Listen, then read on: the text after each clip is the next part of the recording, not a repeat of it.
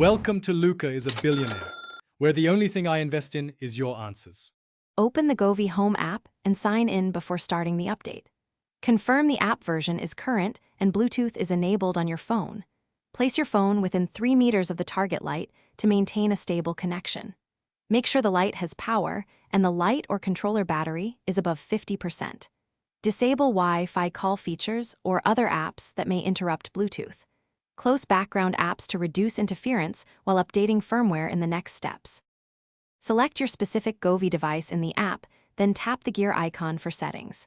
Scroll to Firmware Update and tap to check for available versions. If an update appears, tap Update to begin downloading and installing the firmware. Keep your phone within 3 meters of the light for a stable Bluetooth link during the entire update. Do not power off the light or exit the Govee Home app until progress shows 100% complete. Wait through automatic restarts. The light will confirm completion when stable again. If the update fails, move your phone closer to the light and retry the firmware update. Restart your phone and power cycle the light or controller before attempting another update. Remove and re-add the device in the app only if retries still fail after power cycling. After a successful update, confirm the app displays the new firmware version for your device.